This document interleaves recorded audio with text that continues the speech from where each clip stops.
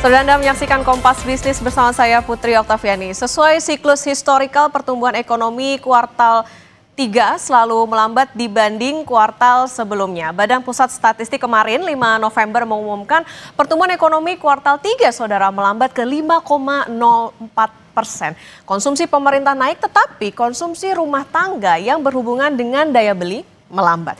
Investasi juga melambat. Dua sektor ini perlu digas untuk menciptakan lapangan pekerjaan agar pertumbuhan ekonomi makin berkualitas. Nah, kita dengarkan saudara penjelasan Badan Pusat Statistik komponen apa saja sebetulnya yang mempengaruhi angka pertumbuhan ekonomi. Berikut ini. Dari sisi domestik, kinerja perekonomian pada triwulan 3 2025 ditopang oleh konsumsi masyarakat yang masih terjaga. Dari kebijakan ekonomi juga turut menopang kinerja perekonomian di triwulan 3 tahun 2025 seperti kebijakan pemerintah dalam pengendalian inflasi, penetapan BI rate bulan September 2025 pada level 4,75% sebagai upaya untuk mendukung pertumbuhan ekonomi serta kebijakan fiskal dalam mendorong efektivitas belanja melalui pelaksanaan berbagai program seperti makan bergizi gratis. Oke, kita ke data berikutnya ya. Kita lihat line chart yang ada di layar sini. Kuartal 3 yang ada di blok warna kuning. Nih yang warna kuning. Nah, 3 tahun terakhir saudara trennya tuh selalu melambat di kuartal ketiga. Tapi khusus tahun ini bisa diapresiasi nih kuartal 3 yang rasanya tidak ada apa-apa, ekonomi bisa tumbuh di 5%. Kita lihat ya pertumbuhan ekonomi 2023 sampai 2025. Di kuartal 2 2023 itu 5,17%, kuartal 3 2023 4,94%. Emang trennya nurun ya. Kemudian di kuartal 4 2023 bisa di 5,04%, kuartal 1 2024 5,11%, kuartal 2 2024 5,05%, kuartal 3 2024 4,95%. Kuartal 4 2024 5,02%, kuartal 1 2025 4,87%, kuartal 2 2025 5,12% dan yang terbaru di kuartal 3 2025 ini 5,04%. Nah, saudara, kita ke data berikutnya yaitu pertumbuhan ekonomi berdasarkan pengeluaran. Ini dia pertumbuhan ekonomi kuartal 3 2025 menurut pengeluaran ini dalam persen ya hitungannya. Jadi konsumsi rumah tangga itu 4,89%. Kemudian konsumsi LNPRT 4,28%, konsumsi pemerintah ada di 5,49%, PMTB 5,04%, ekspor ada di 9,91%. Dan impor 1,18%. Semua angkanya sebetulnya menarik ya, konsumsi rumah tangga, investasi. Tapi yang paling mencolok adalah impor. Kalau kuartal 2 kemarin itu tumbuhnya 11,65%. Tapi kali ini kok melambatnya ini keterlaluan di level itu dia tadi 1%.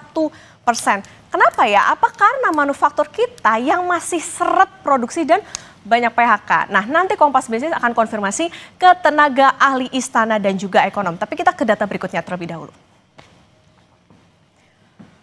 Oke, udah tahun ke tahun konsumsi rumah tangga tuh selalu tumbuh di bawah pertumbuhan ekonomi. Kalau ekonomi agregat tadi kan 5,04%.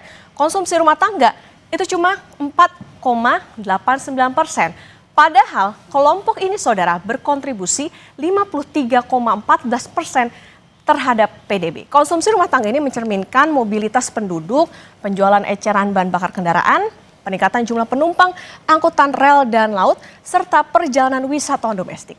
Pemerintah juga membantah kalau konsumsi rumah tangga yang melambat ini sebagai wajah dari lemahnya daya beli. Kita ke data selanjutnya. Oke, ini berikutnya ya, yang melambat adalah pembentukan modal terhadap modal tetap bruto PMTB yang tumbuh 5,04% di kuartal 3. Kalau kita bandingkan di kuartal 2 kan 6,99% nih. Dan ini juga menyumbang 29,7 terhadap PDB. Nah, PMTB ini saudara sederhananya itu adalah investasi. Jadi kesimpulannya ada dua yang perlu digas. Konsumsi rumah tangga yang tadi dan juga ini investasi agar menciptakan lapangan pekerjaan. Nah, Menteri Koordinator Bidang Perekonomian Erlangga Hartarto menilai pertumbuhan ekonomi pada kuartal ketiga sebesar 5,04% di tahun ini masih lebih baik jika dibandingkan dengan tahun lalu.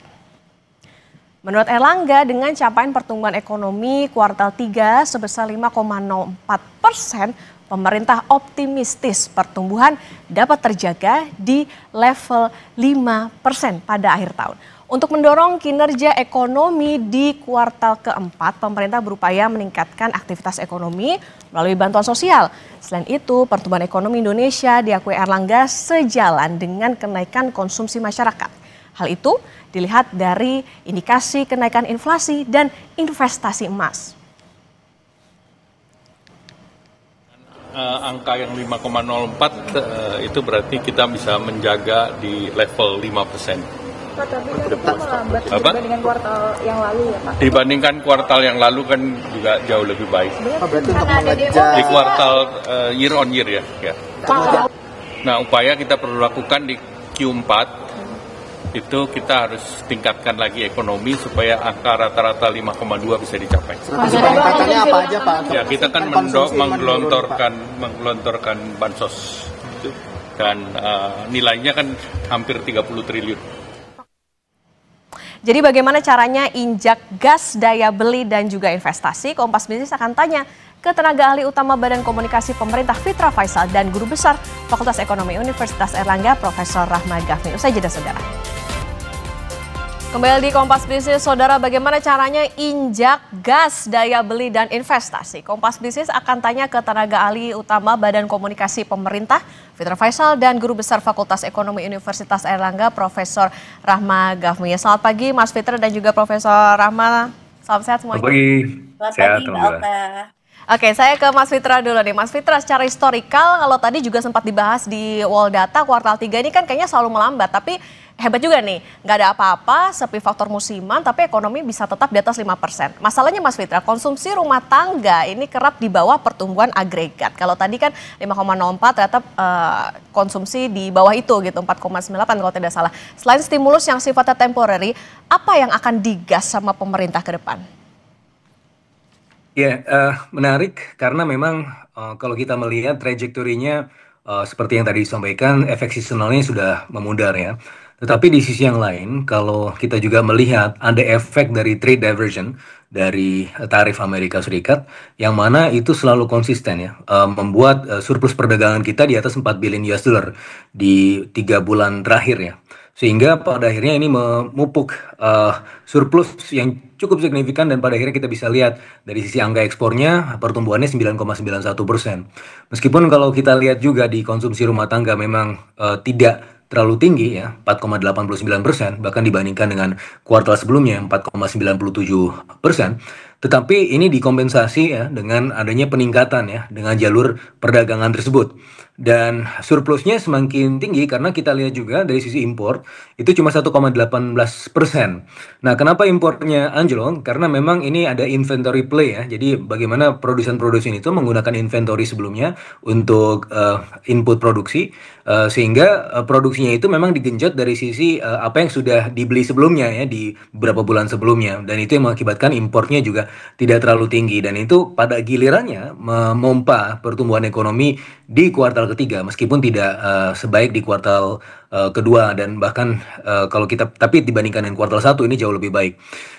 Dan tentunya ini sesuai dengan ekspektasi para ekonom. Kalau kita lihat konsensus ekonom di kuartal ketiga itu 5% memang. Nah, 5,04% ya somewhat inline ya dengan konsensus ekonom tersebut. Nah, kalau kita lihat terutama di angka konsumsi yang pertumbuhan yang 4,89% ini sejalan dengan tren turunnya base money di kuartal ketiga ya, dan itu juga sempat disampaikan Pak Purbaya beberapa kali. Pertumbuhan base money ini memang merupakan salah satu gejala pelambatan terutama dari sisi konsumsi karena itu menunjukkan transaksi ekonomi, dan itulah kenapa sebabnya Pak Purbaya melakukan pemindahan ya dari anggaran yang sebelumnya diparkir di Bank Indonesia kemudian diinjeksikan di Himbara. Dan itu setidak-tidaknya bisa kelihatan di money supply growth ya, money base-nya, yang mana sebelumnya cuma 7%-an, sekarang terakhir di bulan September itu sudah 18% lagi yang adjusted. Jadi harapannya di kuartal keempat ini bisa jauh lebih tinggi pertumbuhannya. Oke, termasuk juga di kuartal 4 kalau kita tahu kan juga ada faktor musiman nih Mas Fitra ya, artinya harapan bisa terdongkrak, termasuk juga tadi soal konsumsi ada faktor secara eksternal. Saya ke Prof. Rama Ghafmi. Prof, ekonomi kan melambat tapi sukses nih di atas 5%. Tapi Pak Erlangga nolak kalau daya belinya dibilang melemah. Analisis Anda, benarkah daya beli masyarakat kita sudah sebaik klaim pemerintah atau cuma cantik di atas kertas saja? Sebenarnya gini Mbak, kalau saya lihat ya saya tidak menutup mata gitu ya hasil yang dicapai bahwa memang sesuai dengan prediksi pada para ekonom 5,05% dan ternyata pada level 5,04% gitu. Tapi kita kan harus cross check dulu juga dengan output sektor primer, sekunder dan tersier gitu.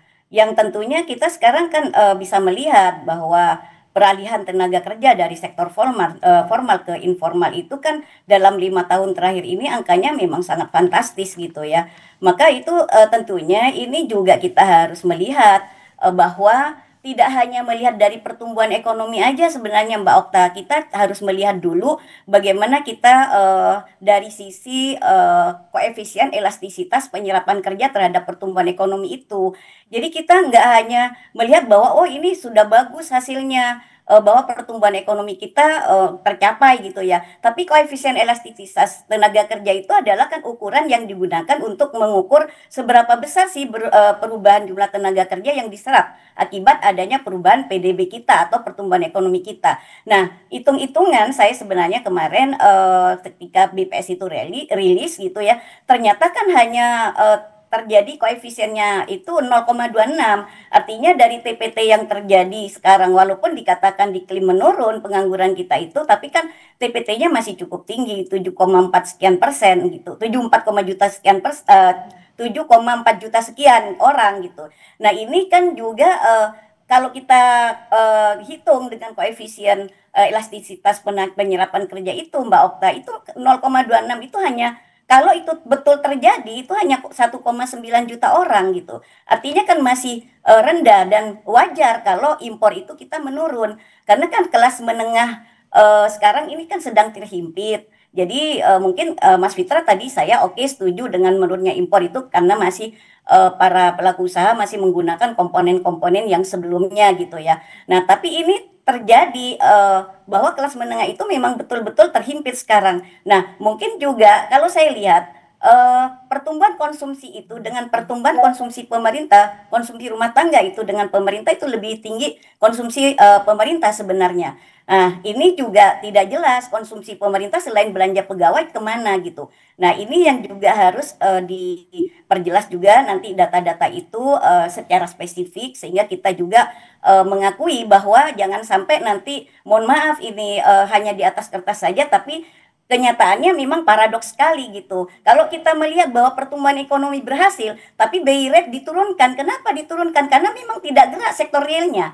Dan juga sekarang karena bank itu bandel, tidak menurunkan juga suku bunganya akibat adanya penurunan BI rate, maka BI memberikan insentif KLM sekarang yang akan diberlakukan pada 1 Desember nanti. Artinya apa? Ini masih hati-hati perbankan juga untuk menyalurkan karena memang mandeknya sektor real. Jadi kita tidak bisa semata-mata hanya melihat bahwa pertumbuhan ekonomi kita itu sudah bagus.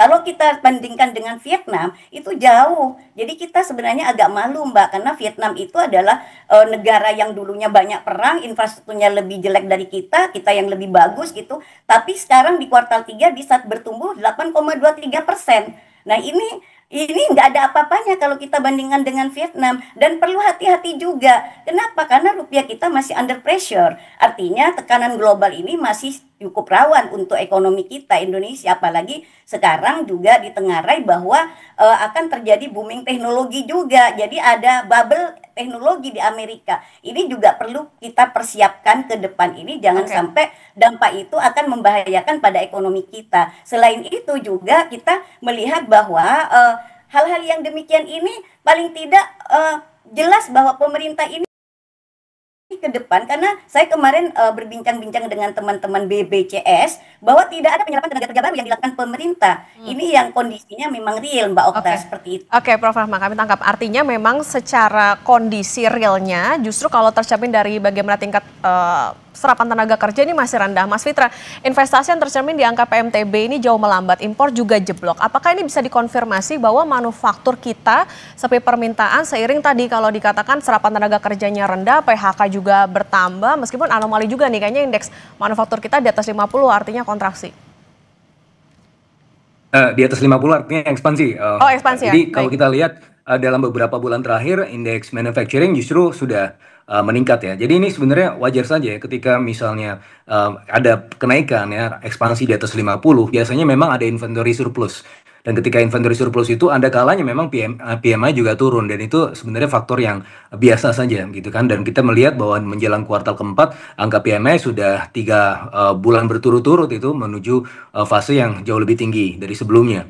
Nah, kalau kita lihat dari sisi penyerapan tenaga kerja ya, 3 industri atau sektor yang memang menyerap tenaga kerja paling tinggi adalah sektor pertanian, sektor perdagangan, dan juga sektor industri pengolahan, yang mana mereka ini rata-rata pertumbuhan sektoralnya memang di atas 5%, kecuali sektor pertanian. Tapi kalau kita bicara sektor pertanian ini sebenarnya kalau dibandingkan dengan kuartal-kuartal sebelumnya itu tumbuh 4,93%, jauh spiking dibandingkan dengan pertumbuhan di kuartal kedua dan kuartal 1 yang cuma 1,6%. Kenapa? Karena ada aktivitas permintaan yang tinggi ya di sektor pertanian, didrive salah satunya oleh MBG, sehingga ini menjadi demand pull production. Dan pada akhirnya kita bisa melihat bahwa kinerja sektornya itu cukup tinggi dan menyerap tenaga kerja yang juga cukup baik. Nah, kalau kita bicara mengenai inklusif ya, pertumbuhan ekonomi di sektor pertanian ya biasanya inklusif, karena memang dia sangat terkait ya dengan proses pengentasan kemiskinan dan pengurangan angka pengangguran yang paling banyak memang di desa, dalam konteks ini penyerapan tenaga kerja di sektor pertanian. Nah, kalau kita lihat juga memang betul bahwa middle class kita dalam tekanan. Dalam 5 tahun terakhir kita melihat 2019 itu jumlah middle class 57,9 juta, sekarang tinggal 47,3 juta, anjlok 9,5 juta orang. Nah, itulah yang kemudian dilihat pemerintah perlu diantisipasi dengan fokus kepada terutama industri pengolahan. Dan kalau kita bicara industri pengolahan, ini sudah 2 kuartal ya berturut-turut itu tumbuh di atas 5%. Bahkan kalau kita melihat adjusted versionnya di kuartal 1 itu juga di atas 5% ya. Jadi terakhir meskipun kalau kita bandingkan dengan kinerja di kuartal kedua yang 5,68%, tetap saja di industri pengolahan di kuartal ketiga 5,54%. Ini sejalan dengan fokus kita kepada industrialisasi. Nah, tapi industrialisasi saya tidak cukup tentunya ya. Bagaimana kita juga melihat bagaimana industrialisasi ini adalah industrialisasi yang inklusif ya, memiliki absorptive capacity. Dan dalam hal ini yang kita lihat bahwa investasi di human capital dan penyerapan tenaga kerja yang lebih signifikan ini menjadi fokus perhatian ke depan. Nah, pemerintah dalam hal ini mencoba untuk melakukan 3 pilar sekaligus ya, merujuk pada apa yang pernah dilakukan oleh Abenomics, three arrows. Yang pertama adalah monetary easing, dan yang kedua adalah fiscal stimulus, dan yang terakhir adalah structural reform. Nah, ini yang dilakukan kalau kita lihat bagaimana kemarin ada injeksi 200 triliun rupiah ke Himbara. Di sisi yang lain ada peningkatan aktivitas di sektor real dengan cara stimulasi ya, dengan stimulus fiskal 16,3 triliun di kuartal ketiga, yang kita harapkan dampaknya itu akan terasa di kuartal keempat. Fokusnya kepada industri pariwisata dan ekonomi kreatif, karena sebagai presiden di kuartal kedua kita melihat bagaimana pertumbuhan di sektor jasa lainnya 11,3%, dan juga pertumbuhan di sektor jasa perusahaan yang juga di atas 9%. Itu merupakan buah dari intervensi yang sebenarnya tidak terlalu banyak ya. Kalau kita lihat dari kuartal kedua misalnya ada 24,4 triliun stimulus fiskal, itu 10,7 triliun untuk bantuan subsidi upah, 11,9 triliun rupiah untuk bansos, tetapi yang menarik adalah 900 miliar untuk transportasi, dan ternyata yang kecil ini memiliki dampak pengganda yang cukup signifikan, memiliki linkages yang cukup baik dengan sektor ekonomi kreatif. Nah, makanya sebagai presiden ini kemudian di carry over di kuartal ketiga dengan 16,3 triliun rupiah ini juga fokus kepada sektor ekonomi kreatif. Nah, memang belum sangat terasa ya. Kita harapkan memang ada efek lag-nya di kuartal keempat itu akan kelihatan. Tetapi setidak-tidaknya kalau kita lihat di sektor jasa lainnya yang masih tumbuh 9,9% dan juga sektor jasa perusahaan yang tumbuh 9,9% juga. Ini dan kalau kita lihat juga di sektor akomodasi makanan dan minuman yang juga tumbuhnya juga signifikan, ditambah Infocom yang juga tumbuh di atas 9%. Ini menjadi semacam enabler wadah pertumbuhan ekonomi kita di kuartal keempat. Apalagi dari injeksi likuiditas yang 200 triliun rupiah itu, hitung-hitungan ad hoc-nya yang saya hitung, itu akan ada tambahan 0,3 sampai 0,4%. Sehingga kalau kita lihat di kuartal keempat, bisa jadi itu di atas 5,3% pertumbuhan ekonominya. Dan di whole year bisa minimal 5,05 atau bahkan 5,1%. Oke, tadi dikatakan ya pemerintah memberikan tadi stimulus maupun juga tadi injeksi 200 triliun rupiah. Nah ini Prof. Gahmi, seberapa berdampak ini? Kemudian juga soal realisasi investasi di BKPM kan emang naik. Masalahnya Prof. beberapa tahun lalu kalau bicara data 1 triliun investasi bisa menyerap 2.500 tenaga kerja. Sedangkan sekarang mentoknya di 1.200-an. Pemerintah harusnya bisa sadar nih kalau padat karya gesernya ke padat modal. Apa yang harus dilakukan pemerintah agar demografi ini nggak jadi petaka buat pertumbuhan ekonomi?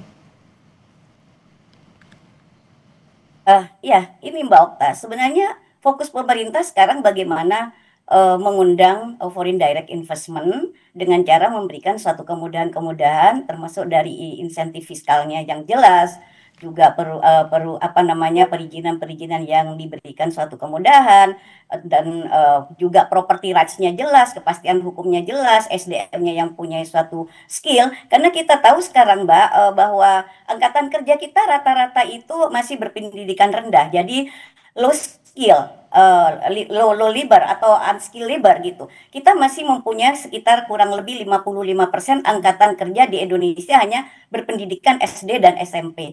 Nah, kalau itu tidak digenjot, maka kita itu tetap berjalan di tempat. Jadi tidak bisa kita hanya berbicara pertumbuhan ekonomi saja kalau kita tidak bisa mengupgrade dari indikator-indikator yang lain. Nah, ini juga termasuk bonus demografi yang menjadi masalah. Karena kalau saya lihat bonus demografi yang dengan 69% penduduk usia produktif itu nanti ke depan kalau ini tidak hati-hati maka ini akan menjadi booming ya, time boomnya itu akan datang gitu. Kapan itu tiba waktunya gitu? Karena memang ini secara nyata lihat dari 69% usia produktif itu sekarang tidak ada suatu kelonggaran untuk memperoleh suatu lapangan kerja yang formal. Memang ada Mbak sekarang lapangan kerja formal, tapi itu kan hanya temporary. Sifatnya itu adalah kontrak atau hanya sistem magang. Nah seperti sarjana-sarjana itu yang diberikan kesempatan 1 tahun magang, itu kan sebenarnya tidak menyelesaikan masalah gitu ya. Sementara sarjana sekarang udah banyak yang nganggur gitu. Nah intinya ke depan bagaimana pemerintah ini bisa untuk membangun pertumbuhan ekonomi itu sesuai dengan harapan Mbak Okta tadi menyampaikan. Jadi dari koefisien elastisitas penyerapan kerja itu harusnya kalau kita ingin menyerap tenaga kerja 400.000 per 1% dari PDB kita, maka kita paling tidak mempunyai pertumbuhan ekonomi 8-10%. Nah itu tapi kan berat untuk kita kejar ke sana gitu ya. Intinya apa yang harus dilakukan ya, kita harus ada program-program yang skala prioritas. Jadi artinya abaikan dulu yang tidak prioritas gitu. Jadi intinya membangun investasi itu menjadi kewajiban, memberikan suatu fasilitas kepada para investor itu juga kewajiban, termasuk juga bagaimana suku bunganya, property rights-nya, kepastian hukumnya, kemudahan berusahanya, dan juga insentif fiskalnya, SDM-nya yang siap untuk langsung dapat menerima pekerjaan yang diberikan, seperti itu. Jadi kita itu nggak bertele-tele jadinya, nggak membuang waktu gitu. Karena apa? 5 tahun itu prosesnya cepat. Jadi saya khawatir Pak Prabowo ini sudah habis masanya nanti kita belum apa-apa. Artinya apa? Untuk menggapai kepada Indonesia emas itu masih kita berat gitu. Seperti itu Mbak Okta. Oke, insentif juga perlu, tapi balik lagi soal bagaimana SDM dan juga serapannya ini yang juga penting, termasuk juga bagaimana pemilihan skala prioritas itu tadi. Prof. Rahma dan juga Mas Fitra, nanti kita lanjutkan kembali. Nah saudara, kami akan kembali usai jeda. Rupiah jatuh ke 16.700. Apakah ada faktor distress alias ketidakpercayaan investor terhadap angka yang dirilis BPS? Kami lanjutkan usai jeda. Kembali di Kompas Bisnis Saudara, dan kita akan melanjutkan perbincangan bersama dengan tenaga ahli utama Badan Komunikasi Pemerintah Fitra Faisal dan Guru Besar Fakultas Ekonomi Universitas Airlangga Profesor Rahma Gafni. Mas Fitra, Prof. Rahma, kita lanjutkan kembali. Kalau tadi sempat disinggung soal bagaimana tenaga kerja kemudian juga upaya supaya investor nih banyak membuka ekspansi investasi sehingga bisa tadi ada hubungannya dengan serapan tenaga kerja. Tapi kita kalau bicara, saya ke Prof. Rahma. Prof, pertumbuhan ekonomi diklaim kan baik tadi. Tapi kenyataannya kalau kita bicara soal rupiah malah jatuh ke 16.700-an. Apakah ada sentimen tentang distrustnya investor pada angka pertumbuhan ekonomi yang dirilis BPS ini? Ya. Gini Mbak Okta, exchange rate ini kan memang jadi suatu acuan para investor gitu ya. Tapi kita jangan lupa bahwa sebenarnya salah satu yang mempengaruhi pada US dollar itu ini kita kan kemarin kan kita lihat ya saham-saham mulai dari Dow Jones, Nasdaq dan sebagainya itu pada merah semua. Dan itu kan kita melihat bahwa ada suatu kembali nanti ada tanda-tanda ada krisis keuangan kembali yang mengancam Amerika Serikat akibat tadi gelombang teknologi itu tadi. Ini sebenarnya hanya masalah waktu aja Mbak Okta. Tapi ini juga menjadi istilahnya peringatan juga bagi Indonesia gitu ya. Artinya kita jangan sampai terpuruk kepada dolar yang lebih tajam lagi. Nanti BI itu jangan menurunkan suku bunga lagi. Jadi karena ini salah satunya juga pengaruh tekanan US dollar itu karena penurunan suku bunga BI rate itu. Karena ini juga akan membawa kepada rupiah menjadi lebih tertekan lagi. Nah ini intinya nanti supaya kita itu tetap menjaga stabilitas ekonomi dan juga bagaimana stabilitas nilai tukar juga tetap terjaga. Satu adalah memberikan suatu kepercayaan kepada investor. Jadi membangun kepercayaan pada investor bahwa apa yang akan disiapkan oleh pemerintah itu betul-betul nyata nanti ketika ada investor masuk ke Indonesia, karena itu merupakan acuan indikator investor adalah exchange rate. Seperti itu Mbak Okta. Oke, artinya gini, tadi soal bagaimana membangun kepercayaan investor, tapi juga kalau kita bicara soal bagaimana nilai tukar, ini kan ada faktor eksternal. Nah, Mas Fitra, tanggapan Anda termasuk juga bagaimana tadi kalau rupiah terpuruk, tapi ISG ini pecah rekor? Tidak masalah ya, jadi kita melihat begini Mbak, ini suatu hal yang sangat normal. Jadi kalau kita lihat pertumbuhan base money di bulan Agustus itu sekitar 7% dan sekarang di bulan September menuju Oktober sudah 18%, itu sudah hampir pasti akan membuat rupiah itu lebih lemah. Tetapi kita ingat bahwa memang ada faktor antara ya. Jadi itu adalah hal yang bisa kita lihat di jangka pendek. Tetapi ketika basis produktifnya itu bisa meningkat, itu rupiah akan kembali lagi stabil. Nah, dalam hal ini, apa sih yang diharapkan dengan adanya peningkatan base money? Yaitu aktivitas ekonomi muncul. Dan itulah yang kemudian kita bisa lihat di kuartal keempat. Karena dari sisi analisa dampak ekonominya, itu bisa meningkatkan growth factor 0,3 sampai 0,4%. Nah, ketika misalnya pertumbuhan ekonomi kita di kuartal 4 sesuai dengan target atau trajektori tadi 5,4%, maka ini juga bisa meningkatkan atau berpotensi untuk membuat rupiah lebih baik lagi dari sisi pertama, dari sisi ekspektasi, yang berarti ada growth factor yang lebih baik di 2026 dan itu akan mengundang investor masuk. Dan yang kedua adalah dari sisi peningkatan kapasitas produktif. Nah, apa yang kita bisa lihat dari peningkatan kapasitas produktif? Kita bisa lihat bagaimana PMTB itu pertumbuhannya selalu di atas 5% dalam 2 kuartal berturut-turut, sehingga itu sesuai dengan trajektorinya. Tetapi ya tentunya ya PMTB atau investasi ya, industrialisasi bahkan ya, ini adalah satu hal. Tentunya kita juga harus membuatnya lebih inklusif. Dan sehingga apa yang pemerintah lakukan adalah membuat aspek intertemporal. Investasi intertemporal itu di mana sih? Dari sisi MBG, memperkuat nutrisi ya anak-anak, sehingga pada akhirnya bisa kita harapkan human capitalnya itu bisa meningkat ya sama antara 5 sampai 10 tahun ke depan, dan yieldnya itu di kemungkinan tahun 15. Nah, Tadi Prof. Lama saya dengar juga menyampaikan bahwa ini yang penting mereka itu kompatibel. Nah, ini adalah cara pemerintah untuk membuat itu kompatibel. Tapi itu di jangka menengah panjang. Bagaimana seri-seri di jangka pendek intervensinya? John Maynard Keynes pernah bicara bahwa in the long run we are all dead. Tetapi pada akhirnya di bukunya yang sama dia juga menunjukkan bahwa jangka panjang itu ditentukan oleh seri intervensi di jangka pendek. Apa yang dilakukan di jangka pendek? Yaitu fokus kepada pembenahan stimulus, memberikan stimulus yang juga pada akhirnya akan memberikan efek matching ya antara ketersediaan tenaga kerja dengan kompatibilitas di sisi industri. Nah, stimulus-stimulus ini sifatnya ad hoc, sifatnya intervensi di jangka pendek ya, bisa kita bilang bahwa ini adalah aspek intervensionis pemerintah yang hanya akan terjadi di jangka pendek, akan memudar antar waktu. Tetapi di sisi yang lain pemerintah juga melakukan investasi dari sisi kapasitas produktifnya, dari sisi industri dan human capitalnya. Ada sekolah rakyat, sekolah Garuda ya. Tadi kita juga sempat mendengar bagaimana ada incompatibility dari anak-anak yang tidak kemudian bisa masuk kerja. Kenapa? Ya karena scale-nya harus kemudian dibuat fondasinya dari awal. Nah, sekolah rakyat, sekolah Garuda itu adalah untuk menjawab tantangan-tantangan di jangka panjang tersebut, Mbak. Oke, ada optimisme di tahun depan. Prof. Gahmi, kemana arah pertumbuhan ekonomi kalau kita bicara soal tahun ini full year? Dilihat dari penyerapan belanja pemerintah yang tentunya masih perlu didorong nih, dan rupiah yang masih bertahan lemah sampai dengan saat ini.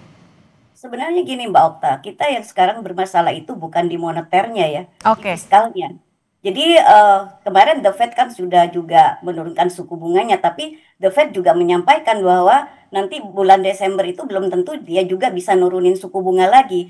Nah itu adalah hal yang wajar-wajar saja, karena mungkin di sini dampak dari tarif Trump itu terhadap inflasi itu masih butuh waktu kan gitu.